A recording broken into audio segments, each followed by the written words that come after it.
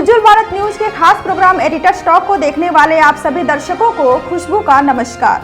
आप सभी को हमारे इस प्रोग्राम को सबसे ज़्यादा देखने, ज़्यादा पसंद करने और अपने फैमिली और फ्रेंड्स को शेयर करने के लिए पूरे उज्जवल भारत न्यूज टीम की ओर से आप सभी दर्शकों का बहुत बहुत आभार।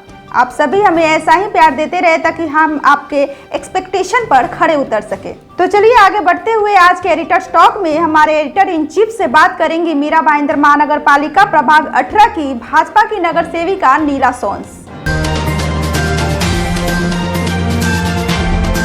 नमस्कार, उज्जवल भारत न्यूज के स्पेशल प्रोग्राम एडिटर्स टॉक में आप सभी दर्शकों का बहुत बहुत स्वागत है। दोस्तों, जैसा कि आप सभी जानते हैं कि हमारे इस एडिटर्स टॉक में हम अलग अलग फील्ड से जुड़े लोगों को बुलाते हैं और रूबरू करवाते हैं आपसे और उनसे जानते हैं कि उनका जो कार्य है वो किस क्षेत्र में काम करते हैं, उसके विषय में हम जानते हैं। तो आज हमारे बीच एक स्पेशल गेस्ट आई है जो कि भाजपा की नगर सेविका है और मैं उनसे तारुफ कराना चाहूंगा आपका। तो आज हमारे बीच इस एडिटर्स टॉक में हमारी मेहमान है नीला सोन्स जी। सबसे पहले आपका इस जो बात में बहुत बहुत स्वागत है। धन्यवाद। मैं चाहूंगा कि आप हमारे दर्शकों से दो शब्द कार्यक्रम शुरू करने के लिए आप इंट्रोडक्शन एक थोड़ा सा। नमस्कार, मैं नीला सोन्स, आपकी जनप्रतिनिधि, आज उज्जवल भारत न्यूज चैनल के मंच पर आप लोगों के साथ रूबरू होने के लिए। मैम, इस एडिटर्स टॉक की शुरुआत करने के साथ हम अब बातों का सिलसिला शुरू करते हैं। तो सबसे पहले जो अभी का मेन मुद्दा है, लॉकडाउन चला गया, कोरोना का बहुत ही अजीब कंडीशन का ये जो हमारे ऊपर विपत्ति आई है और अभी जो हम अनलॉक की तरफ बढ़ रहे हैं, उस समय नगर सेवक तो बहुत है इस मीरा भाईंदर महानगर पालिका में, लेकिन गिने चुने नगर सेवक वो हमें दिखाई दिए काम करते हुए। उसमें एक आपका नाम दिया है, हमने भी देखा आपको, हमने अपने न्यूज के माध्यम से भी दिखाया कि आपने इस लॉकडाउन में जो जरूरतमंद गरीब लोग हैं, चाहे जो लोग जिनको सहायता की जरूरत है, आप बढ़ चढ़कर उसमें हिस्सा लिए। मैं चाहूंगा कि आपने जो कार्य किया तो वो दर्शक को जरा बताएं। जैसा कि हम सभी जानते हैं कि लॉकडाउन के टाइम या कोरोना काल जो अभी भी है और उस दौरान चारों तरफ ही परेशानियां थी और किसी को नहीं पता था क्या हो रहा है, क्या होगा और क्या करना है। तो जो भी उस वक्त समझ में आया, जो भी उस वक्त की जरूरत लगी, वो हमने कोशिश की कि करें। जैसा कि सबसे पहले लॉकडाउन होते ही कहाँ आपकी मूलभूत चीजें आपको मिलेगी, जो डेली की यूजेस चीजें हैं वो सोसाइटी तक कैसे पहुंचेगी, दुकानें बंद है, तो हमने उसकी व्यवस्था सबसे पहले कराई ताकि प्रशासन के जो भी नियम है वो उन तक पहुंचे, उस नियम का वो फॉलो कर सके, उनको वो जानकारी हो। और उसके साथ साथ जो भी मूलभूत सुविधाएं हैं, सब्जी से लेके जितनी भी चीजें हैं, हर सोसाइटी में जहां जहां हम कर सकते थे हमने कोशिश की। इसके अलावा जो सबसे बड़ी प्रॉब्लम थी कि जैसे ही कोई कोरोना पेशेंट डिटेक्ट होता था, वैसे ही एक बहुत ही पैनिक सिचुएशन घर में हो जाती थी और सभी के लिए हो जाती थी, पूरी सोसाइटी के लिए हो जाती थी। सैनिटाइजर से लेके एम्बुलेंस से लेके हर प्रोसेस, और किसी को नहीं पता था कि ये प्रोसेस कैसे होता है। एक फोन आना या क्या इस तरीके से होगा, कैसे होम क्वारंटाइन हो नहीं सकते हैं, उस वक्त तो इनिशियली जाना ही पड़ता था क्वारंटाइन में। तो वो बहुत ही, मैं बोल सकती हूँ, सिर्फ उस प्रक्रिया में लोगों को सुविधा देने के साथ साथ एक जो काउंसलिंग पार्ट था वो बहुत इम्पोर्टेंट क्योंकि लोगों को समझ में नहीं आ पाता था। बिल्कुल नहीं, पैनिक सिचुएशन, कोई कनेक्टिविटी लोगों से नहीं, सोसाइटियों में भी एक पैनिक सिचुएशन। और बहुत काबिले तारीफ मैं बोल सकती हूँ कि सोसाइटी के पदाधिकारियों ने काम किया। उस वक्त हर सोसाइटी में हमने देखा एक टीम वर्क क्या होता है, बहुत अच्छे टीम वर्क के रूप में हर सोसाइटी ने लोगों की अपनी अपनी सोसाइटी की जिम्मेदारियां भी संभाली। और मेन काम जो था कोरोना में, वो पेशेंट जो कोरोना डिटेक्ट हुए थे या उनकी फैमिली को पूरी प्रक्रिया में पेशेंट का पता चले और उनको सुविधाएं मिले, उनको कोई परेशानी हो रही तो उसका समाधान निकले, एम्बुलेंस पहुंचे, तो वो पूरी प्रक्रिया में सबसे ज्यादा जरूरत थी, तो वो किया। फिर डेफिनेटली आर्थिक रूप से भी लोगों को बहुत तकलीफ हुई, राशन या ये सारी चीजें हैं जो हो सकता था, जहां हमको लगता था हम कर सकते हैं या जहां तक हम पहुंच पा रहे थे और लोग हम तक पहुंच पा रहे थे, वो हमने कई संस्थाओं के माध्यम से किया।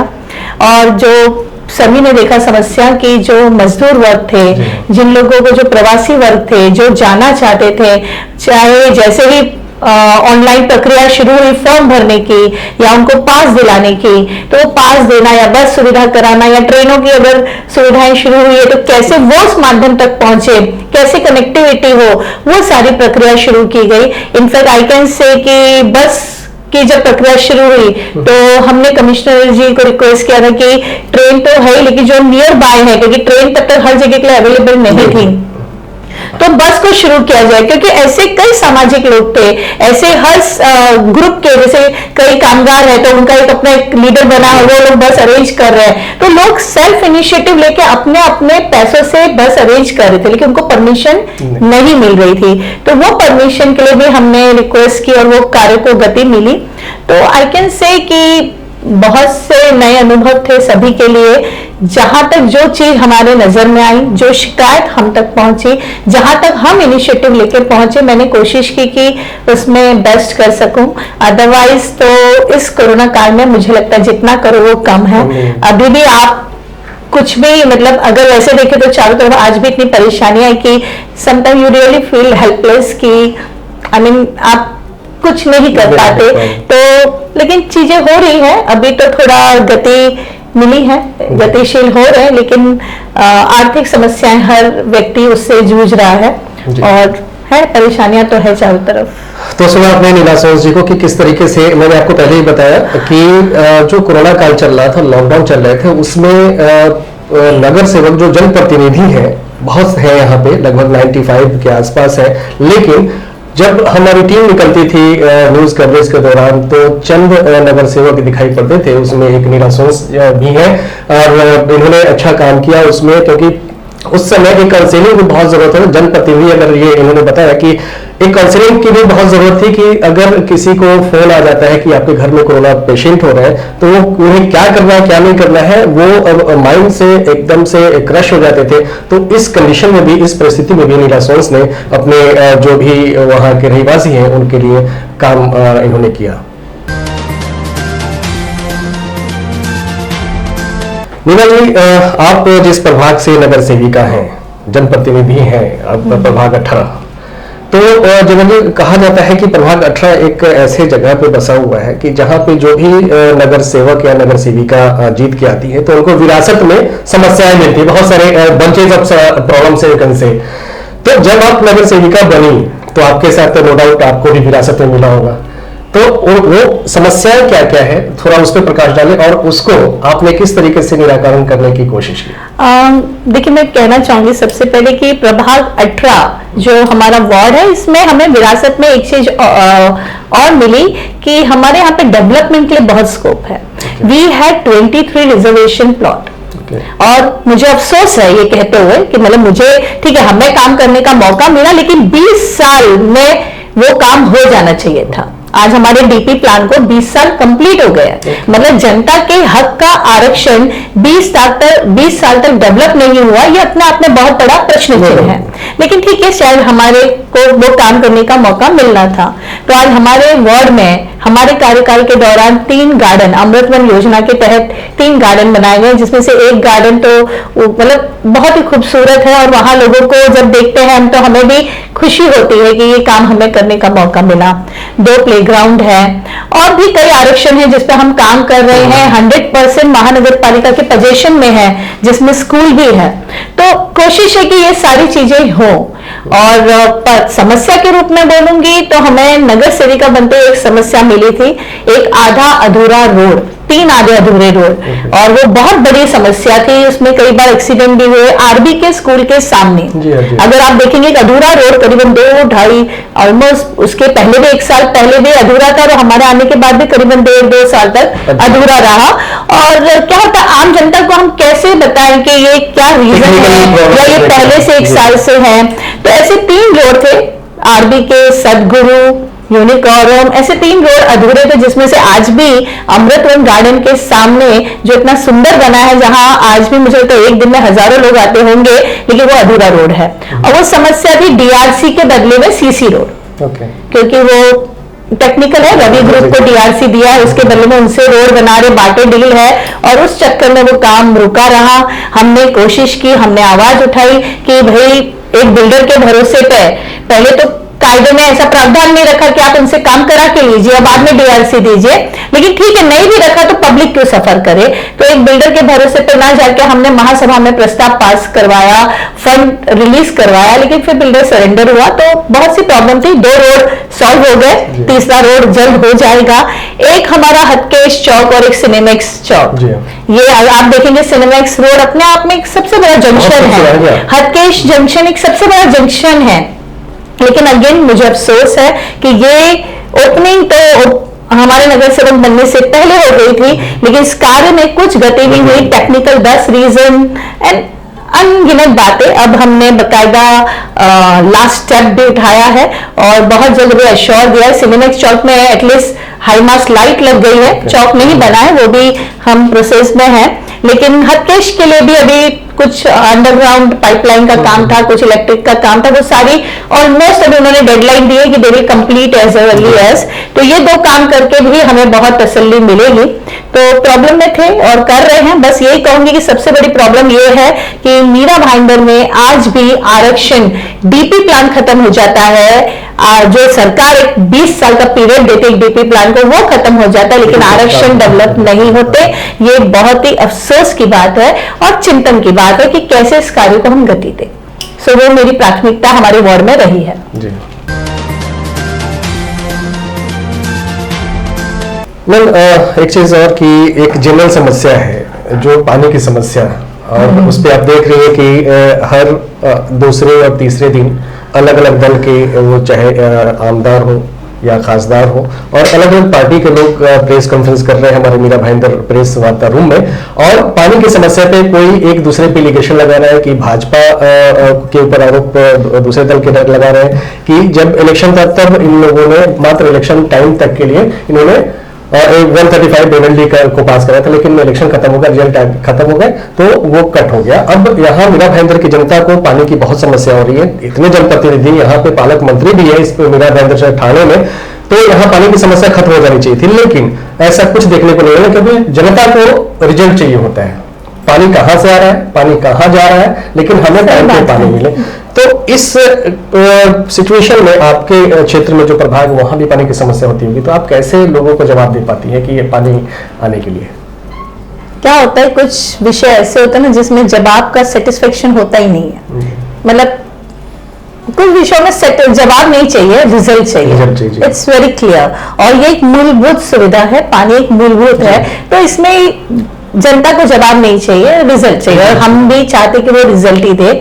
तो डेफिनेटली समस्याएं हैं और इस दौरान थोड़ी समस्याएं बढ़ी हैं, बट उम्मीद है पूरी जिस तरह से मीटिंग हुई, आपने भी देखा, हमने भी देखा, तो उम्मीद है कि ये समस्या से निदान होगा, और जब सूरत डैम से आ रहा हुआ प्रोजेक्ट पूरा होगा तो एज वी सेड कि मीरा भाईंदर की पानी की समस्या बहुत हद तक सॉल्व हो जाएगी।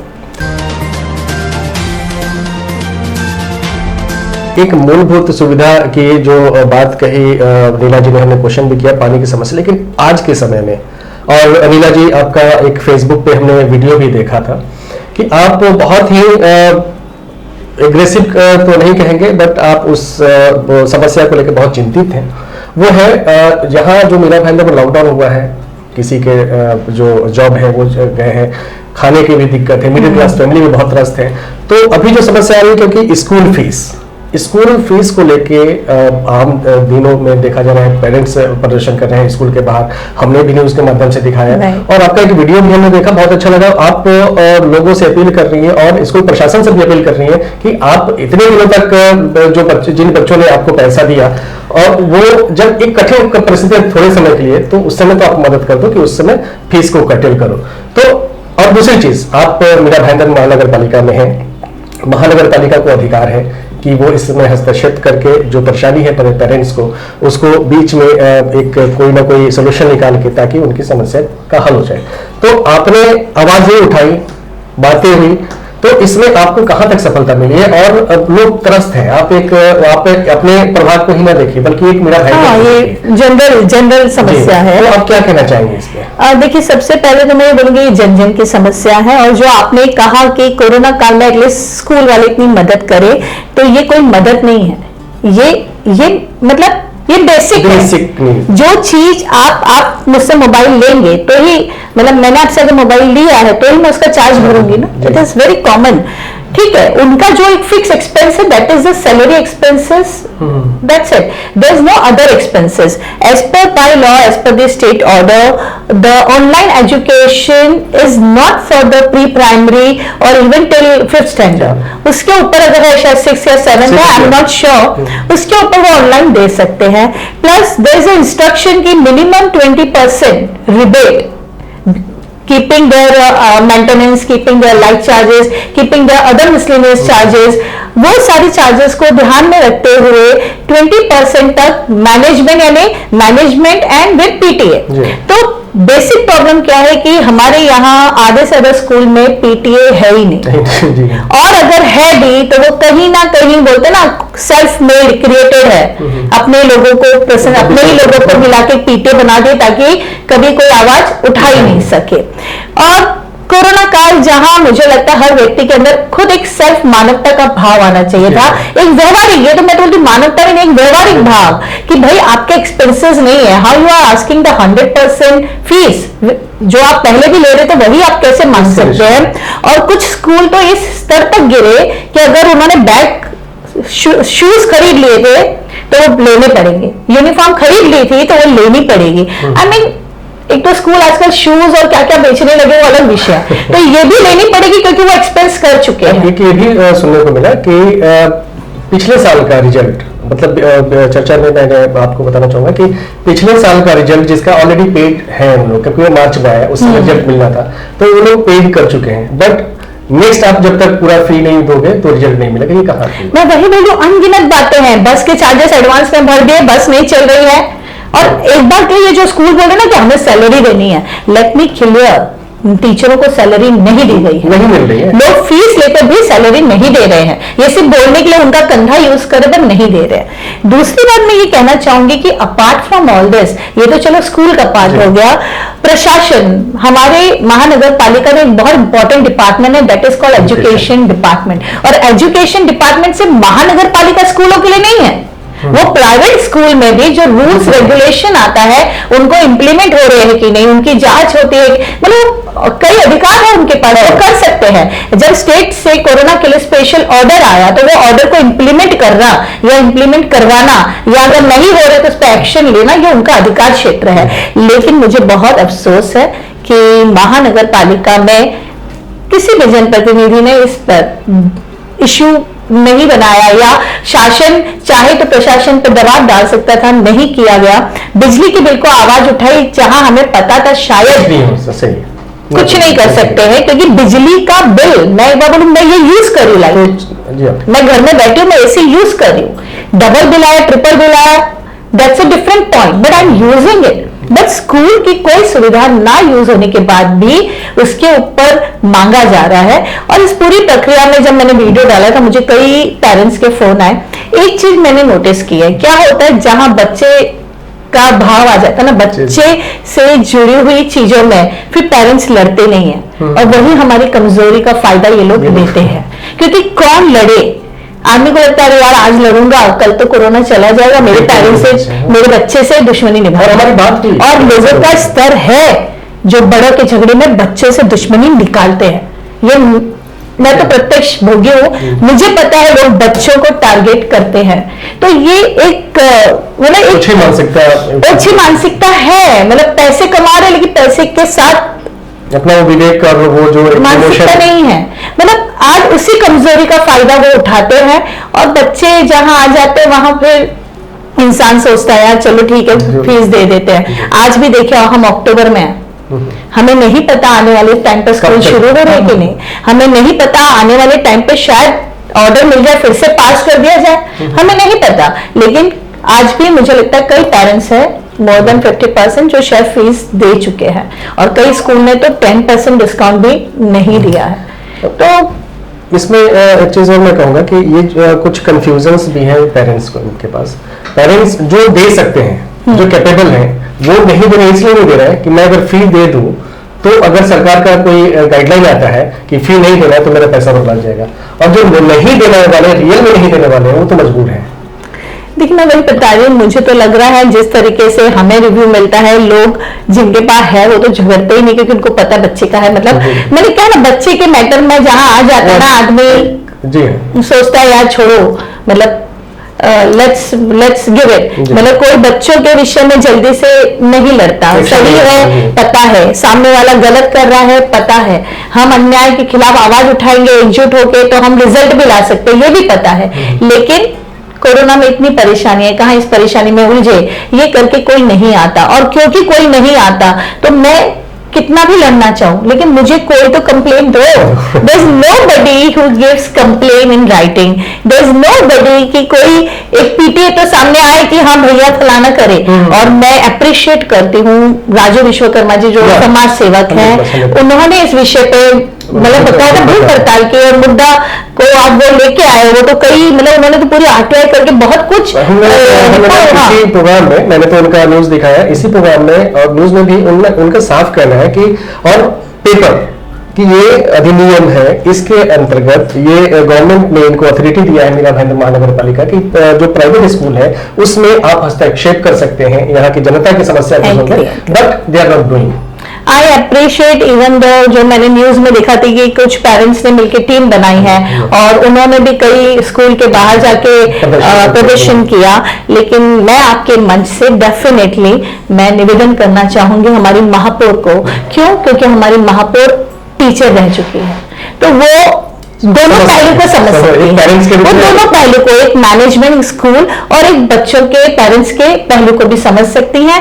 तो आई रियली रिक्वेस्ट आपके माध्यम से कि महापौर मैडम, मैंने तो लेटर भी दिया है कमिश्नर जी को भी, महापौर जी को भी, लेकिन इस चीज में एक एमिकेबल सॉल्यूशन, अगर अभी भी लोगों की फीस देना बाकी है या अभी भी सारे स्कूल जिस प्रकार से एजुकेशन मतलब लाइट की बात आई थी तो डिपार्टमेंट्स को बुलाया गया था या कई चीजों को, तो उसी प्रकार स्कूल से रिलेटेड भी लोगों को बुलाया जाए, मीटिंग की जाए, जो रूल्स है स्टेट के वो मैंडेटरी किए जाए। मतलब देखिए जहां चाहा है वहां रहा है, तो टीम वर्क अगर चाहेगा तो बहुत कुछ कर सकता है। आपने तो हमारे चैनल के माध्यम से महापौर को आपने एक रिक्वेस्ट किया है, तो इसमें मैं कहना चाहूंगा कि आप शिवसेना से नहीं है, आप कांग्रेस से नहीं है, आप बीजेपी से हैं और हमारी महापौर जो है वो भी बीजेपी से है। तो क्यों है आप इस चीज को, क्योंकि ये आपके बीजेपी की महिला सेल की आप जनरल सेक्रेटरी हैं, तो हम अपने चैनल की तरफ से आपसे मैं कह रहा हूँ कि पार्टी की जब बात आती है तो पार्टी वाले की बात माननी चाहिए। तो आप स्पेशली उनको ये कीजिए कि कहीं ना कहीं मैंने यही कहा आपको, ऑलरेडी हमने निवेदन दिया हुआ है, लेकिन कहते ना एक न्यूज चैनल या एक पब्लिक प्लेटफॉर्म किसी भी इंटरनल पॉलिटिकल प्लेटफॉर्म से ज्यादा स्ट्रांग होता है। जब आवाज जनता से उठती है ना, उसके मायने ही अलग होते हैं। तो कहते ना कि झंडा मतलब कोई भी पकड़ ले, लेकिन परचम तो जनता ही लहराती है। बहुत अच्छी बात कही आपने। तो मैं भी आपसे ये भी कहना चाहता हूँ कि ये नीला जी ने बताया कि उन्होंने पत्राचार किया है, कमिश्नर को भी लिखा है, महापौर से भी मिलकर ये की, लेकिन उज्जवल भारत न्यूज इसके बाद कल या परसों इस विषय पे महापौर से मिलेंगे और स्पेशल रिक्वेस्ट जो है, जो कि त्रस्त है, जो पेरेंट्स हैं, जो रियल में नीडी है, जो नहीं दे पा रहे हैं पैसा, वो देने के काबिल नहीं है, हम उनके लिए कुछ ना कुछ करने की कोशिश जरूर करेंगे ताकि महापौर और यहाँ की मीरा भाईंदर महानगर पालिका प्रशासन जो है इस पे खास ध्यान दे। तो सुना आप लोगों ने नीला सोल्स जी से कि इन्होंने किन किन मुद्दों पे हमारे सवालों का जवाब दिया, बहुत बेबाकी से जवाब दिया इन्होंने। अब हम चाहेंगे नीला जी की जाते जाते हमारे उज्जवल भारत न्यूज के दर्शकों को एक प्यारा सा संदेश, एक पॉजिटिव संदेश आप दें, क्योंकि ये कोरोना काल चल रहा है और इस समय मोरल सपोर्ट एंड काउंसलिंग की जो आप ऑलरेडी कर चुकी हैं, तो अब मैं चाहूंगा कि मेरे दर्शक आपको देख रहे हैं, आप क्या कहना चाहेंगे इस मैं आप सभी से ये कहना चाहूंगी कि हर व्यक्ति इस कोरोना काल में अपने आप में एक योद्धा है। कोई ना कोई किसी ना किसी की प्रकार की लड़ाई लड़ रहा है, कुछ ना कुछ जिंदगी में हम सब चिंतन कर रहे हैं और सीख रहे हैं, क्योंकि हर व्यक्ति को अपने साथ, अपने परिवार के साथ समय बिताने का मौका मिला, अपने 360 डिग्री एंगल में सोचने का मौका मिला।